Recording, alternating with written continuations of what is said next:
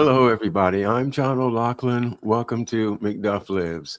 And welcome to our Friday live chat with Marcia and with our special guest, AW or Adam Finnegan. Yeah. Adam, welcome to McDuff Lives. Thanks for joining us. Oh, thanks for asking me to be here. Well, we're great you can join us. And well, this is our Friday chat. So, folks, if you're listening and want to make a comment or ask a question of any of us, just post it on the chat. The best place to post is on our Rumble chat at McDuff Lives. That's all one word is the name of the channel. But you can see us on YouTube and also on X and on Facebook. So wherever you're watching us from, welcome. And let's start off with Marcia. Well, good morning. Good morning, Marcia. We haven't got a comment. Yeah, we got Paula's here. Hey, there we are. And Marcia, of course, the gentle woman. Oops. Sorry, Marcia. I pushed that button. I know. We are time creatures of habit, aren't we? There you go. Hello, Polly. Yes, Polly joins us from Amsterdam, I think. Isn't that right, Polly? Yeah. So a little more awake than we are. So interesting to think about folks all the way around the world watching and participating. Corky is here saying hola, and yeah, Polly's in Amsterdam. Yeah, well, it's pouring down rain here in southern Maryland right now. It reminds me of being in Amsterdam. How about you, Adam? Are you getting rain up there where you are? No, it's very beautiful out here right now. Very sunny. Nice day. Going out and cycling, huh? Yeah, you know it. That's what I do every day. We have a BMX track down here. Isn't that what it is? They're the one, not the drag race, but the one before it. There's a little, I think over there on Budds Creek. Yeah, over by Budds Creek. It's not the Budds Creek Speedway, but it's an off-road, off-track thing. Oh, I didn't know that. Yeah. We were trying to get Adam to come down and visit us. I see. I grew up on a movie that was like. I grew up on this BMX movie called Rad from the 80s.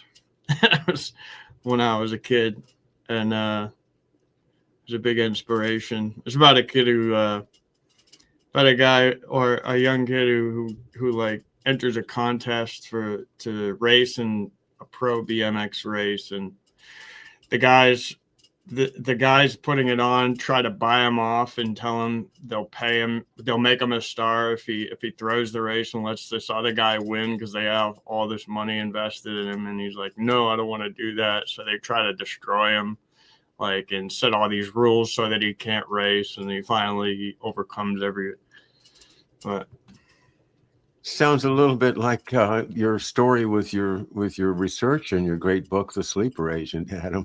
There's a lot of people trying to not let you have the credit and the visibility you deserve. My opinion. Well. Yeah, interesting. Polly's comment about Amsterdam weather. They say that Trump stopped the chemtrails. It's funny. You and I were talking about that recently. I don't remember, it was one day last week that we went to the park and it was just beautiful weather and the sky was so blue. Yeah. And I commented how I don't remember the last time I've seen a completely open blue sky with no clouds, no chemtrails, nothing. That's interesting. Yeah. I still see them up here in Cape Cod all the time. Well, you got Boston and a whole bunch of other big airports to deal with, right? Actually, there's no commercial planes that are supposed to be flying over Cape Cod. Really? I look on the plane finder thing, or the thing that maps all the. There's absolutely no commercial flights that are flying over me, except that I'll see 15 planes in the sky. They'll never show up, and I never am able to understand. I'm never able to track what planes they actually are. They never Are on there radar. Military bases near you? Oh yeah. There's an Air Force base. Somebody told So my mother knows somebody from Harvard, and they told her that it's definitely going on. Wow. Yeah. I mean, because in the Washington area with all the different airports and then all the military bases, the air traffic is constant.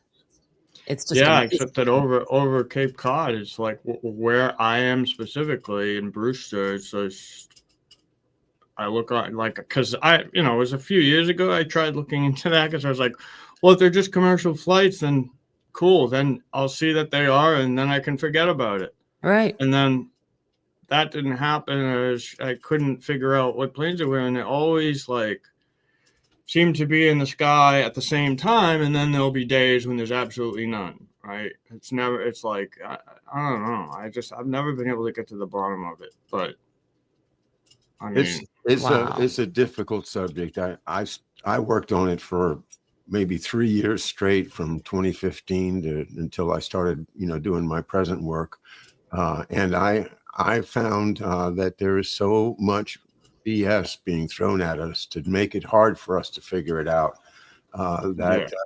Most people haven't got it yet. I do follow Jim Lee at climateviewer.com. I think he's got the best handle on it. And it's interesting. A lot of states have passed laws banning chemtrails, but I don't know. What do you make of RFK saying something about DARPA doing it? That it's something in the jet fuel.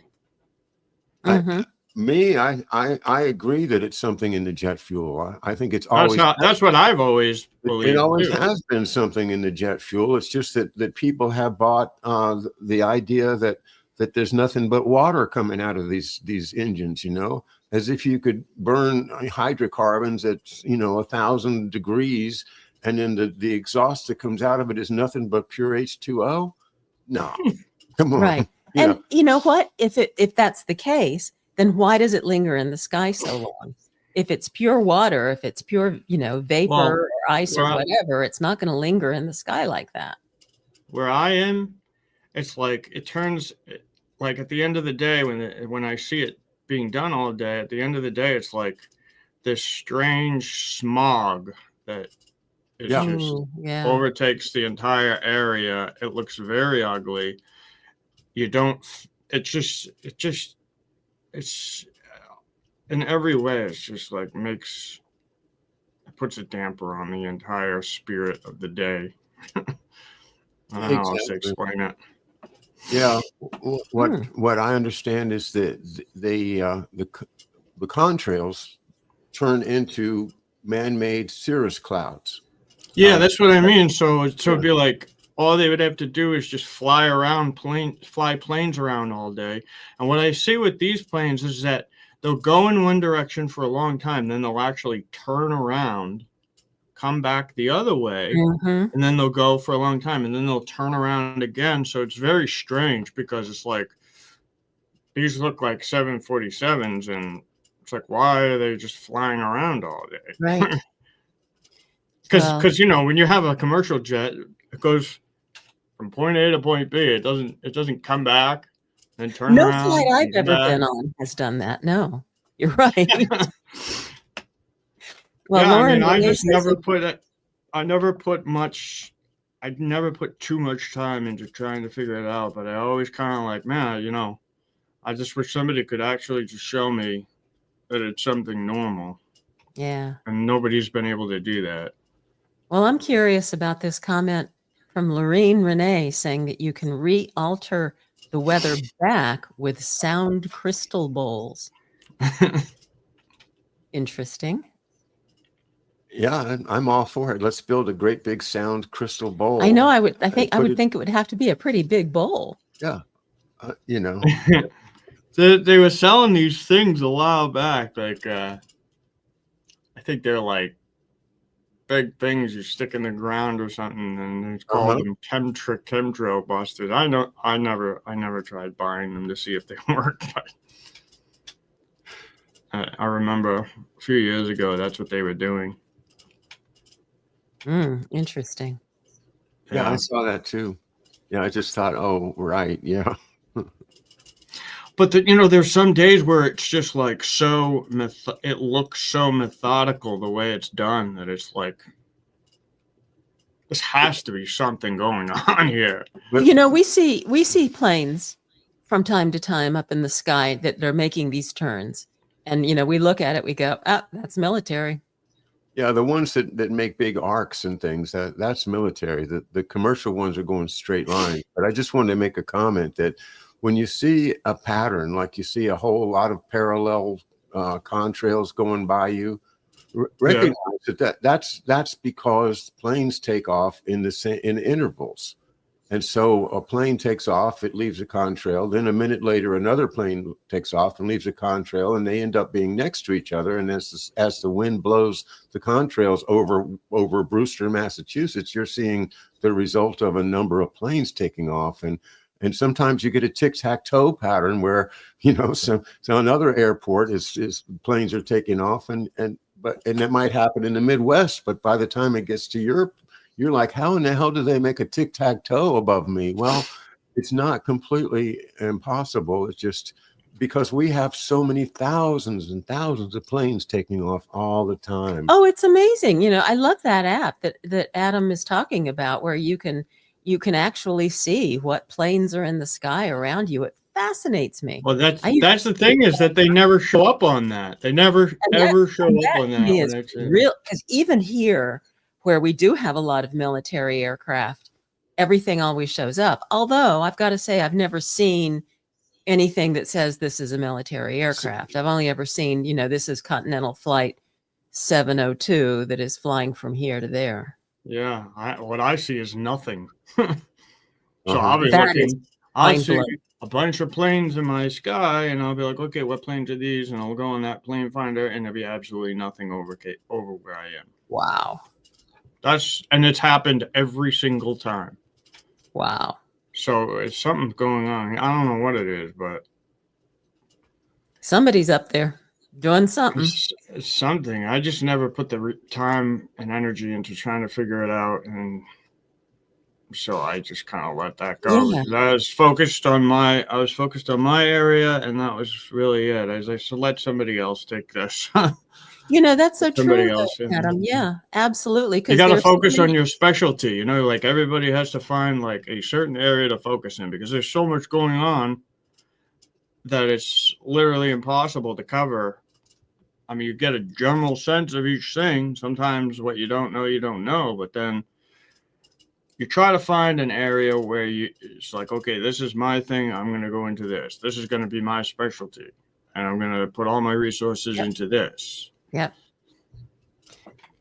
Boy, I have to plead guilty, because I'm one of those people that wants to be a little bit of everything, and I'm not a specialist. I'm as interested in my opera music as I am in doing my political research, and in the political research, I'm trying to wrap my arms around the history of everything from Babylon to today. So that's hardly a special. Well, I think you're special. You're specializing in being a radio host, so you kind of have. So that works for you, because you know what I mean. So your specialty is like getting everybody like a broad range of stories from people, I guess. I'm just, like I don't host a show like you do. I just cover specific things, but for you, it's a little different. That's your specialty, is to go far and wide. So sometimes that works that way. And I agree with Dr. Perez. The more I look into this, remember that we were talking about that guy, Kevin. How do you say his last name? Galilei? Oh, Kevin Galilei. Yeah. The more I analyze this, the more that looks to be the case. I remember when you sent me that, I think it was a Substack It was the escape button or something. It was called. Oh, Hold on. it's Yeah. key, ESC underscore. Yeah.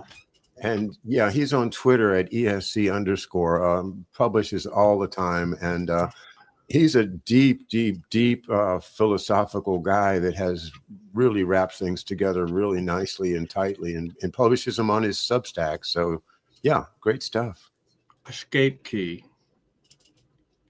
Yeah. Or escape And underscore. no, it's escape. It's I've got it now. I'm on the page. But remember you sent me about how Nixon started that long article about Nixon kind of like implementing population reduction / control with the Soviet Union, and Yes. Kevin Galloway was publishing all those papers about it, and I saw he had published a bunch of books as well. And it's just like, I mean, and then what you also look at is like they're also not only are they trying to reduce the population, but I think they're also a kind of like a social warfare going on where they're trying to keep the sexes apart as like another means of control of the population and to keep people from reproducing. Well, they're certainly trying to pit us against each other. You know, they divide us. Like also like people like a lot of people have absolutely no luck on like these dating apps, and it's just like totally taken over by AI, and it's like you don't even see real people on them. I think it's just like completely. Yeah, I mean, it's just the social health of America is like so poor. They want us to feel bad about ourselves. They want us to lose people ourselves. Are always by themselves, looking at their phone and not with anybody. Right. And you see there's like a loneliness epidemic sweeping America, and like everybody's like becoming more antisocial. And that's what I see around here is that a lot of people are like always, people are like by themselves. They have their phone out, looking at their phone, and people look miserable. Yeah, they do. They walk around here. They walk around the island with the phone in front of them, looking at it. Like it's one of the most beautiful places you could take a walk, and you're looking at your phone. Okay. Yeah, they're out walking their dogs, or even walking with their kids, and they're out. They're looking at their phones. There was an interview of there was a little video I saw earlier today. It just same theme as a lady was interviewing some school kids. I'm going to say they were maybe 5th graders, 6th graders, smart kids. But she asked them, now, when you get home from school, how many of you go and change and go out to play? How many of you, put your books down, change your clothes if you need to, but then you go out to play? And not a single hand went up, because they don't go out to play. They've got stuff they got to do. Maybe they're taking dance lessons or something. But the whole idea of kids going out to play has been gone from a lot of people's lives for generations now. It's like another one. I asked my this young physical therapist is working with me on my wrist. And I said, I heard that they don't teach cursive writing anymore. And he goes, that's right. He says, I can sign my name cursive, but that's it. And I said, well, wow. Suppose I wrote you a note in cursive writing. Would you be able to read it? And he says, maybe some words, but not really. Oh my God. What? How old was this person? Whoa. This person is about 25 or so. 45? 25. 25. 25. 25. Oh my God. Yeah. So really? I That's heard that they crazy. were going to stop teaching it, but I couldn't believe they would really do that. Yeah, I've seen that all over the That's wild. Yeah. That Yeah. is I agree with. Otto is not happy about this. Excuse me a second. You guys carry on.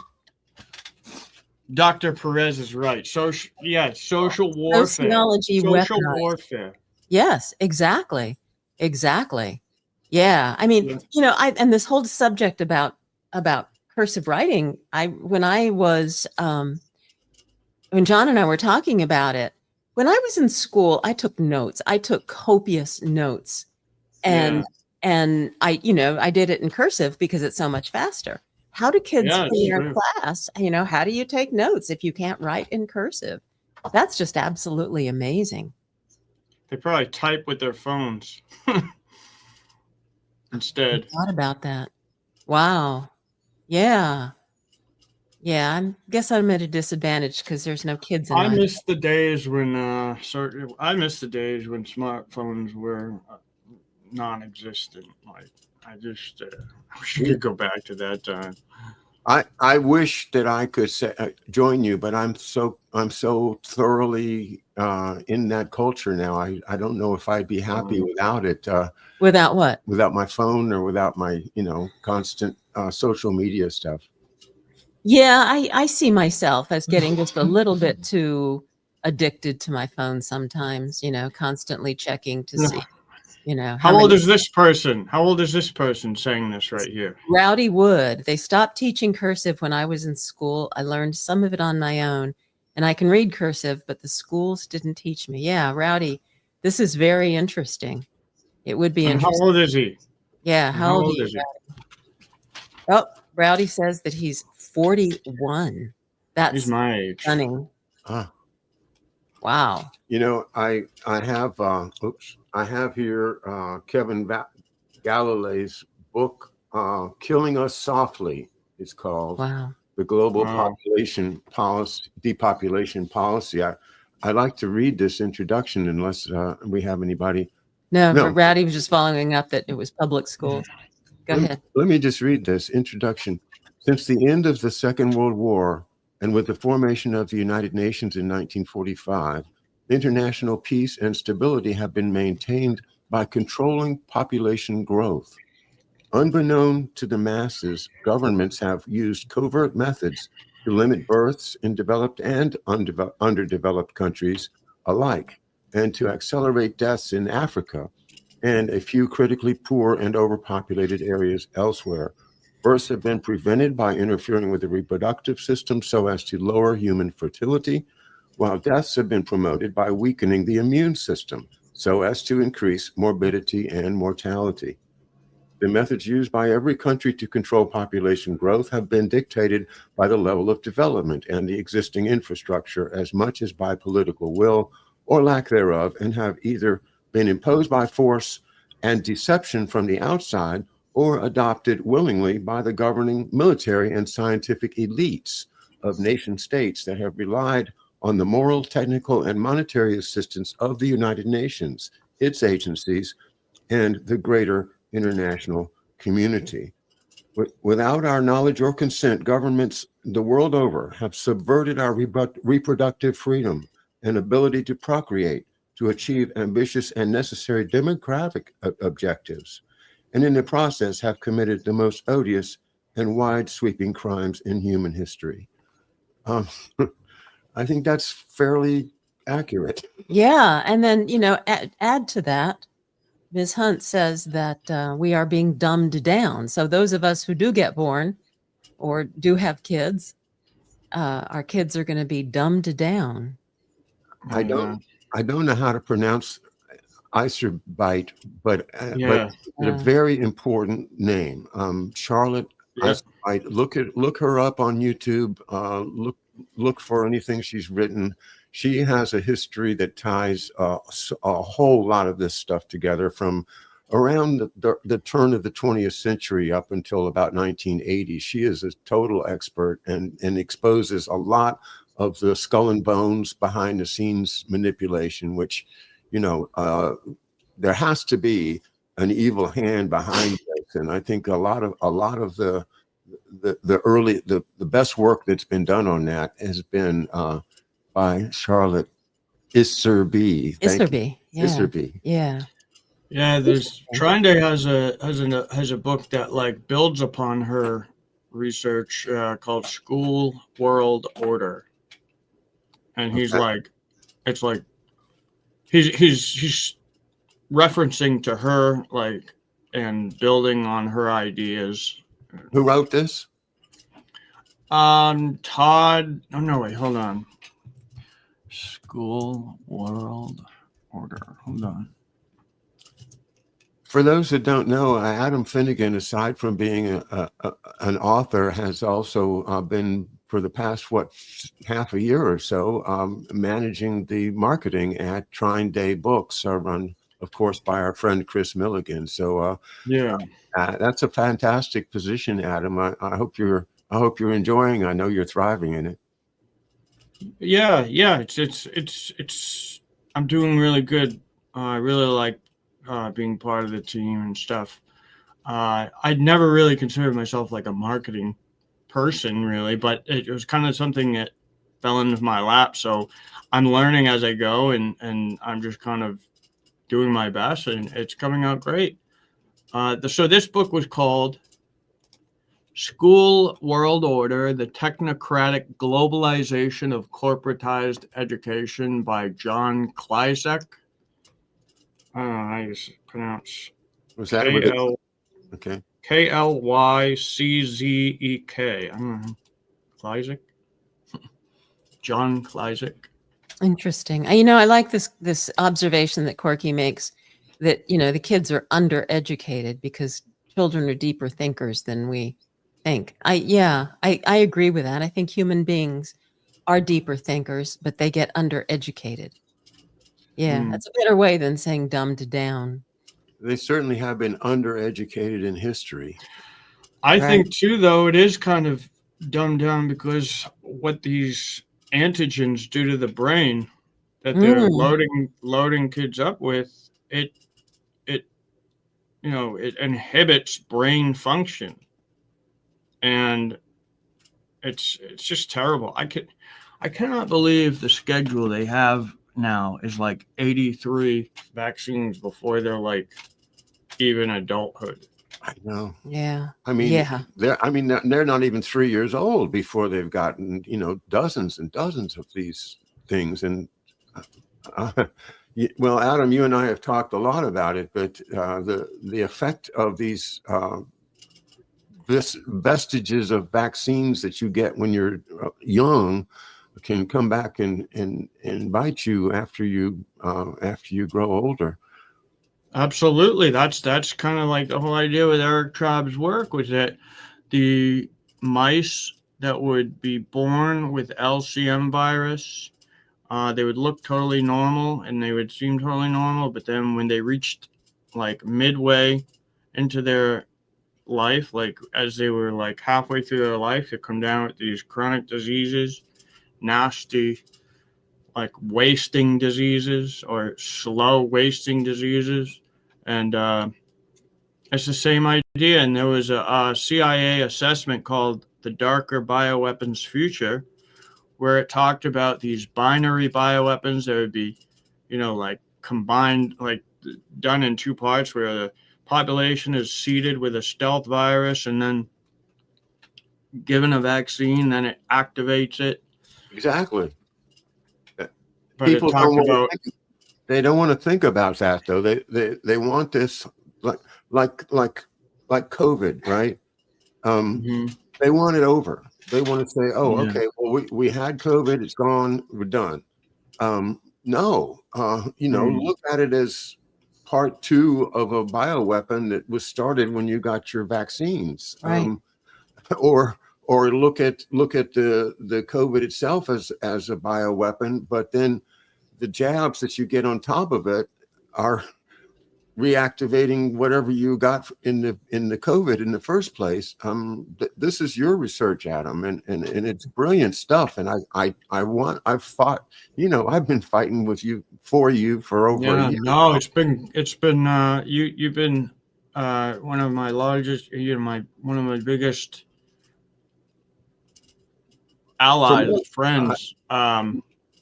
I find your work to be so dead on. And, it does take a long time to understand, I don't know Yeah. how many times I might have asked you the same question, Adam, but you've been patient No, I enough. know. It's fine because it's like for me too. Like when I learned about immune tolerance, it took me like about a year to really start to get it. Like it's took like a year for it to click to see, Yeah. because it's like we're so conditioned to see the immunology in a certain way that it totally flips it on its head, and kind of you have to, it's like totally annihilates your understanding of it. And it's like you have to re-examine everything in the light of this new lens where immunosuppression and virus reactivation. And so, because like a lot of people with the Lyme disease, they think that their chronic disease, the systemic chronic disease, is all because of the spirochetes, but that's actually not true. A lot of it, most of it, is from the Epstein-Barr virus reactivation. In all the other latent viruses, it's like the one who taught me, she called it a disseminated viral syndrome. And the spirochetes are still there and infecting you, but they almost become like a secondary infection to the larger, the little blebs that the spirochetes shed are very immunosuppressive, and so it really kind of like inhibits it suppresses the immune system, and then that's at that point when those viruses reactivate. Yeah, and I would say a lot of the virus reactivation could also be from SV40. Like I think, because they said by 1960, over half the U.S. population was given that tainted vaccine. But then you never hear another word about people having SV40 infections. You don't hear anything about it, right? And yeah, nobody knows about SV40. In fact, John brought it up with one of his doctors recently, and the doctor said never heard of it. And this is a man. Wow. Yeah. No, they never heard of it. Never The heard of it. professional urologists, the oncologists, I mean, That's crazy. they have never heard of SV40. And I sent him an article about it, and he said, wow, that was really interesting. I didn't know all this stuff, and it was a published article, from NC, whatever it is. And NCBI, I guess, whatever it is. And that article, he read it. And then I asked him, well, now can you give me a prescription so I can get a test to see if I have SV40? Because I took the sugar cube and I'd like to know. And he said, oh, no, I've never ordered such a test. That's not anything we do here. Yeah. Yeah. What does this mean here? Can detect viral gang stalking. Yeah. So. And by the way, that's Scott Perez, our friend at Allison V. Yes. Adam, please. It'd be like, so gang stalking is the term for like a campaign that is supposed to be like these government factions that want to target somebody and make their life a living hell.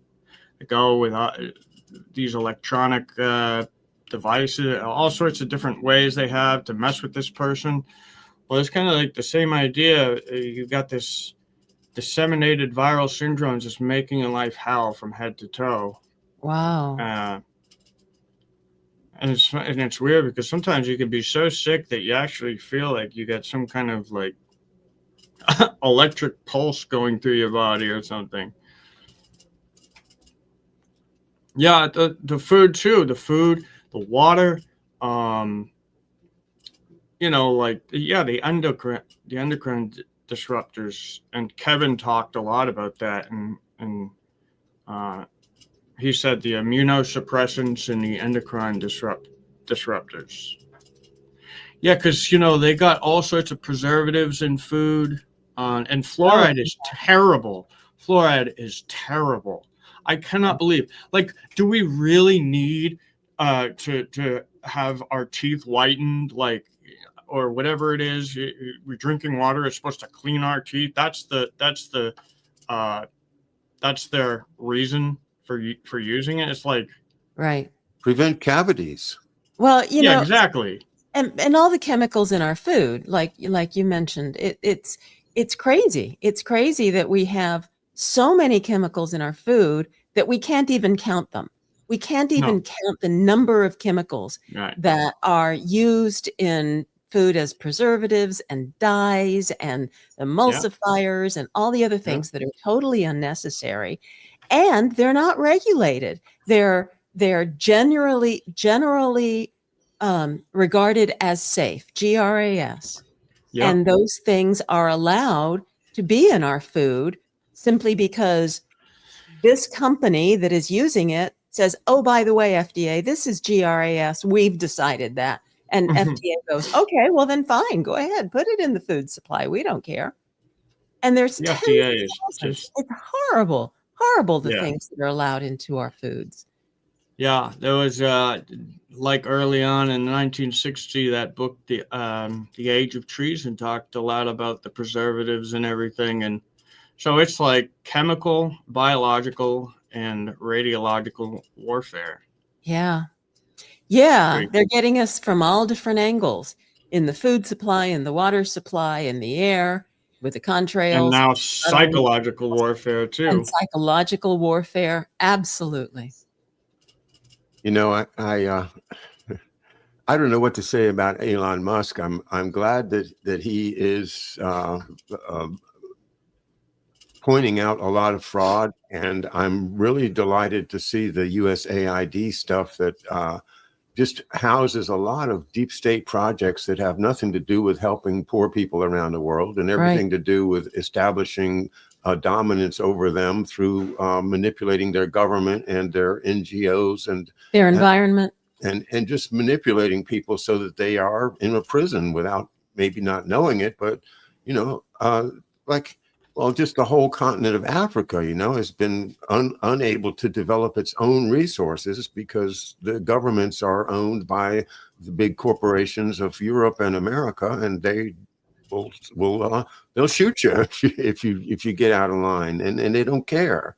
But that kind of life exists all over the world right now, and it is only to benefit the already rich, the already elite, and to pay the bills that they have for their dark operations to keep the rest of us down. So, I just have to keep speaking out as much as I can, and I know that's a lot of people can't. They've got that mortgage and the job, and the kids got to go to college and all, and they can't stop the world themselves. But those of us that are free enough to do it, we have to do it.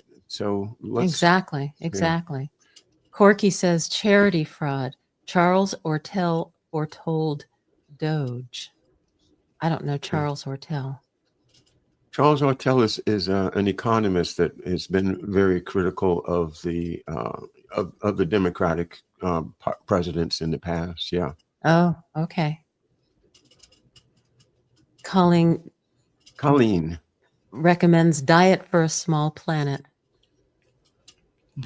Yeah, that's a book. That was actually one of the books that got me started on my vegetarian and ultimately vegan way of life. Way back in college. Diet for a Small Planet. My roommate recommended. I just put a video out about the veganism and vaccines, is trying to show people that they all contain animal products. Oh, really? Interesting. Every single one of them. You have even the COVID jab, they have that SV40 promoter. That's an animal product. That's, there's, and all the other ones, either they use animal tissues in the production, or they're pathogens that have been passaged through animals.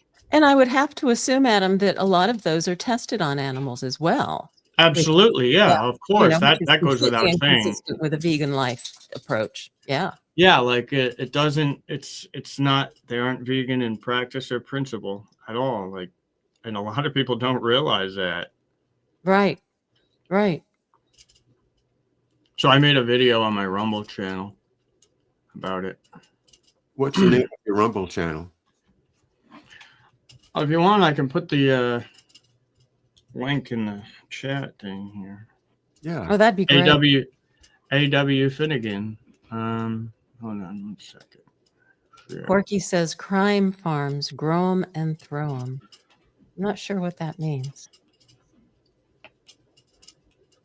Yeah, Clinton Foundation is not real. Improper filings. Yeah, That's Charles Ortel. Charles Ortel. Oh, See, this is 3-4 okay. years ago when I was Okay. working with George Webb, and we were always talking about Charles Ortel's latest findings. So yeah, he's the one that really just showed that the Clinton Oh my God, Foundation it's a big pyramid scheme. doesn't do any of the proper filing. It was never been properly established as a a charity.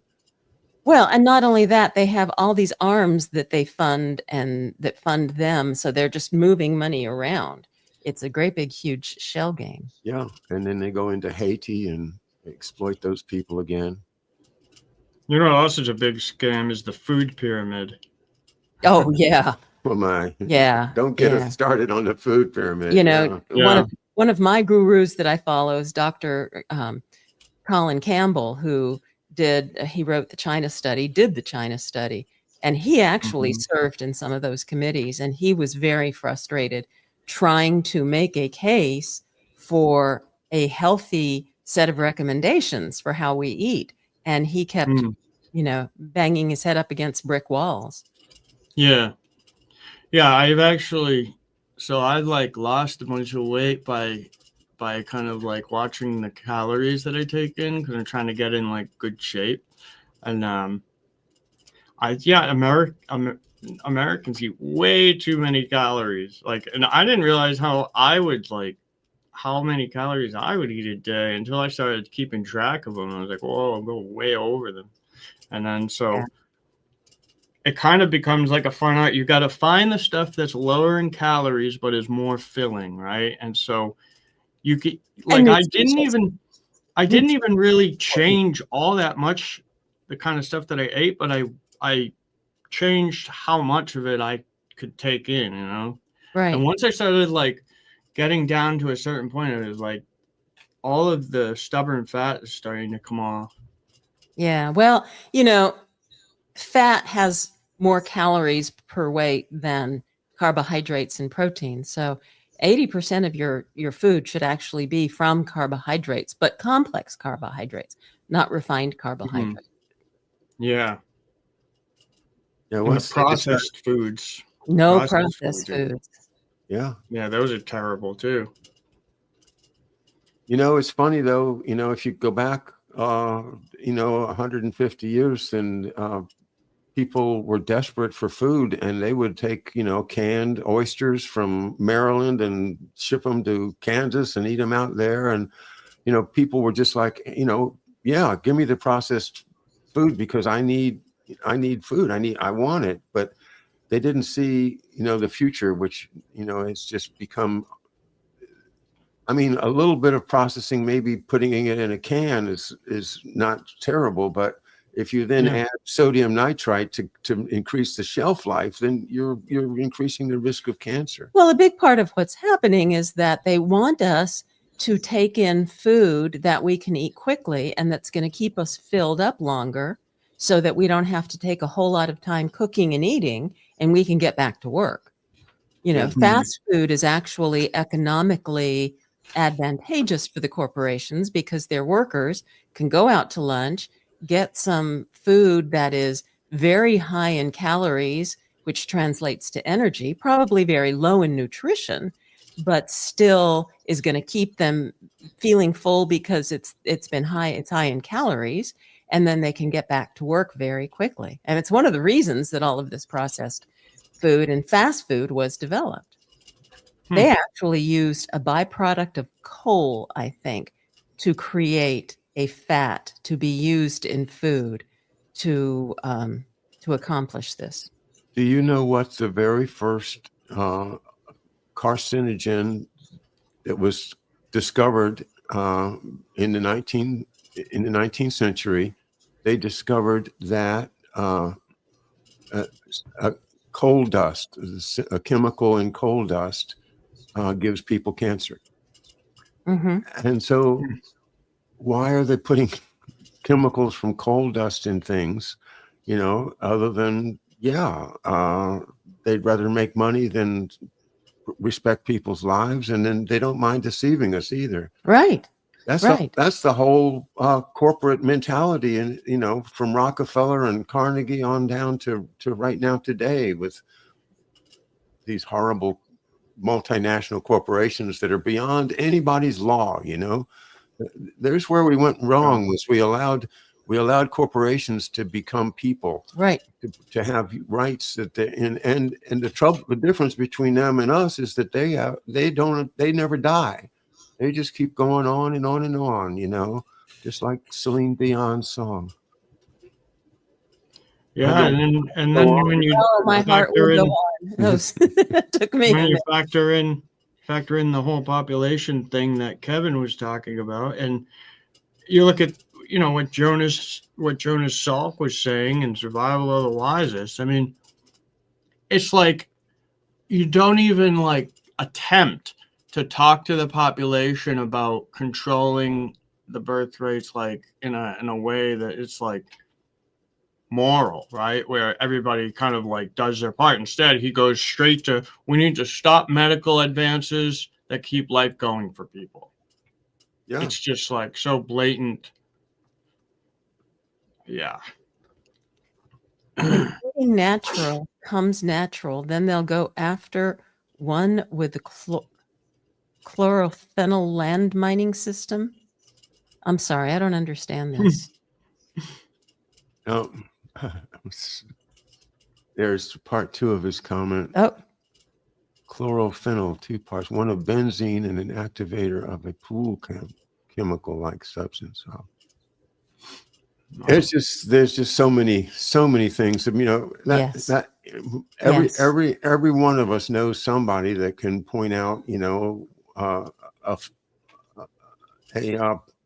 something bad about the food we eat. Right. Right. Everybody. Yeah. From wood filler and It used to be just the oil they made the French fries in. That was the big election issue, for Bobby Kennedy Jr. was like, oh, we're going to save you from those seed oils. Now we're going to give you beef tallow. Beef tallow. Yeah, that's so healthy. Yeah. And now we're going after the dyes. And yeah, that's a good thing. The dyes are not healthy, but there's so much more. Oh, yeah. More. Yeah.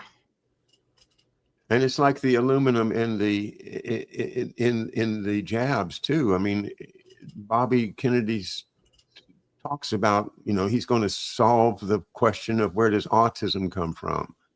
And as you pointed out, Adam, the pre-programming of our brains is that we're supposed to find that it's from the aluminum, and that if we could just get the aluminum, then the whole autism problem would end. This is how many layers of deceit that they lay on us, and Bobby Kennedy is unfortunately part of the deceit, although he does some good stuff. Yeah, and at first Yes. they tried to say thimerosal. First they were saying thimerosal for many years, remember?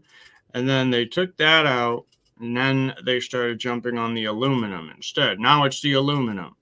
Well, when you look back at the published research at something called post-vaccinal encephalomyelitis, these antigens are able to, so they're immunosuppressive, right? These antigens are immunosuppressive, and when they do that, a lot of those neurotropic herpes viruses reactivate. Or in the case of MMR, you have the vaccine viruses reactivate. And there was an excellent paper, Altered Virulence of Vaccine Strains of Measles After Prolonged Replication in Human Tissue, where it talked about when these are given to children that are immunosuppressed, they reactivate, regain themselves, and they circulate for many months. And then in the case of autism, so there was also something called, what was it called? Subacute sclerosing panencephalitis. It's something that's fatal, right? And it's from the measles infection. in the measles vaccine, but it's fatal. But in the early stages, it looks exactly like autism. So what this basically is that this is like a non-fatal version of that. It seems to be. And it would be in the realm of the immune tolerance, because sometimes the immune tolerance will allow the person to survive and it won't kill them, but they'll have all sorts of problems. And I mean, I think it can be caused not only from those vaccine viruses, like MMR is notorious, but I think in other cases it can be brought on by the latent herpes viruses, because they're neurotropic or neurotropic when reactivated. A lot of them, like even herpes simplex, can be neurotropic, and you can find a lot of papers that talk about the herpes viruses and autism. So I think those are two ways, but focusing on the metals has done us absolutely no good. And I notice a lot of the big names out there leading the dialogue are all hammering away at that metal adjuvant thing. Yeah, because sometimes it's a distraction too.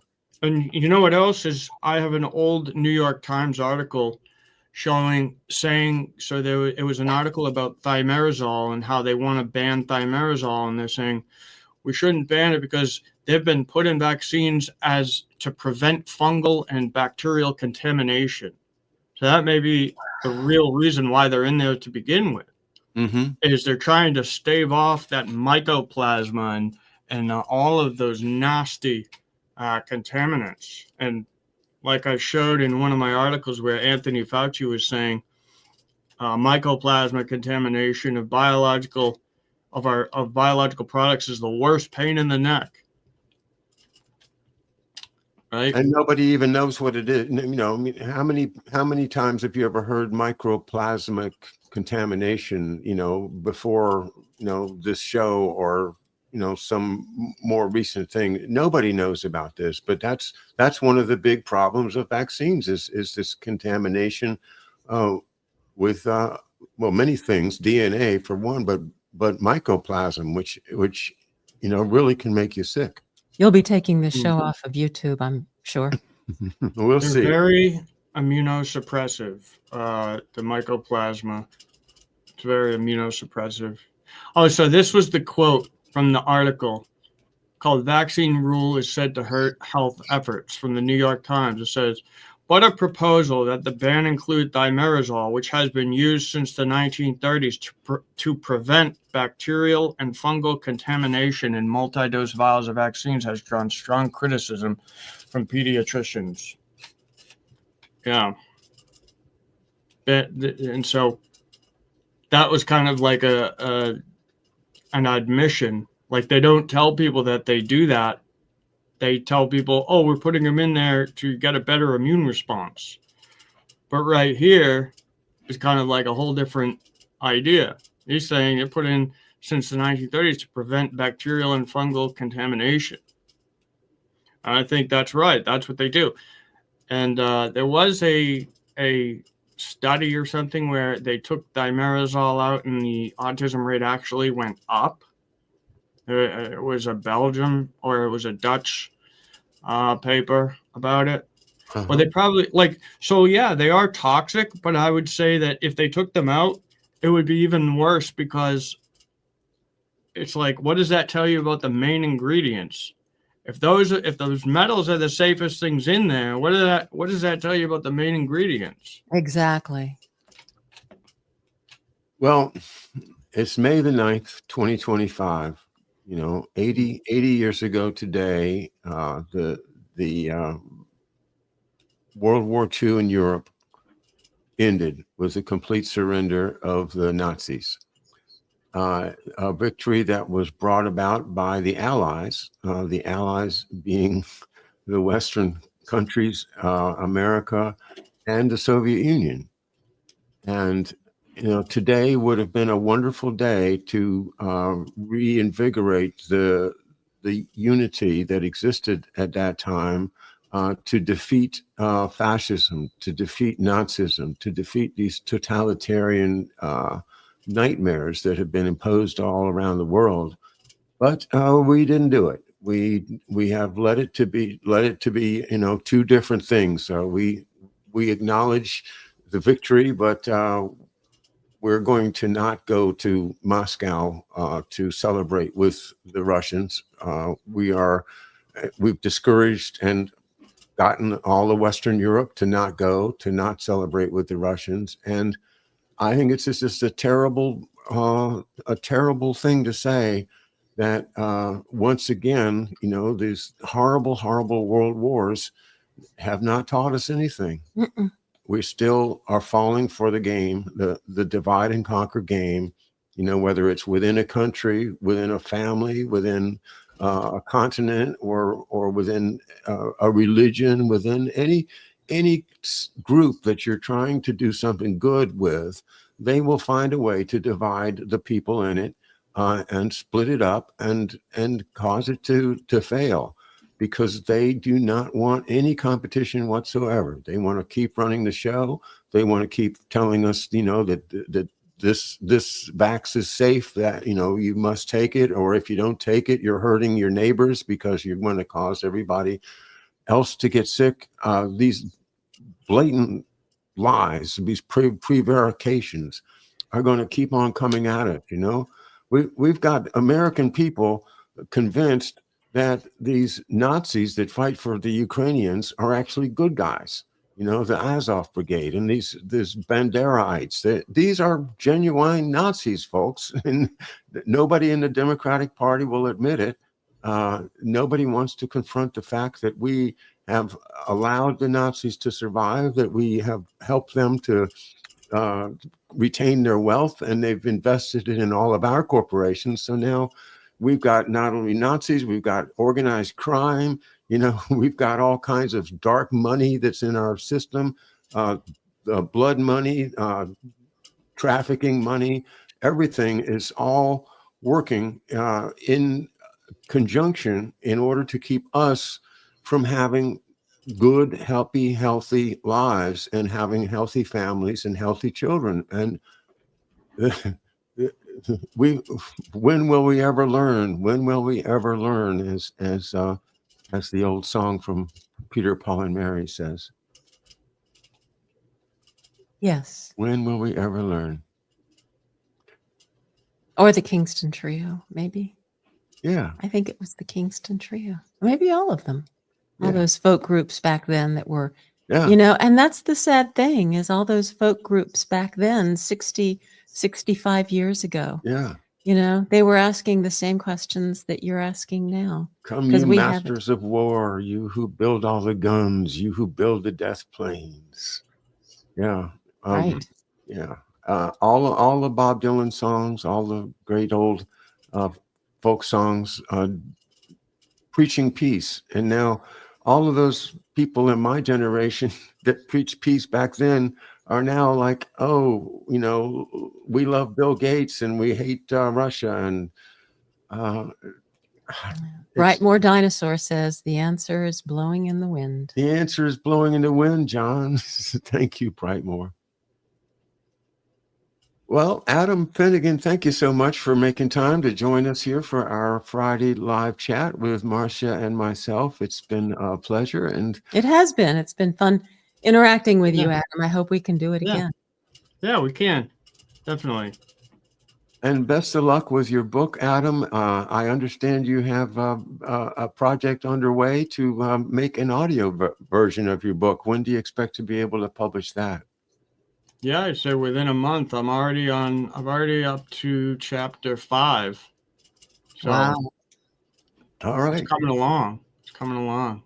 All right. The Sleeper Agent by AW Finnegan. Make sure and get a copy of it and tell everybody else about it. And thank you, everybody, for essential. being here with us today.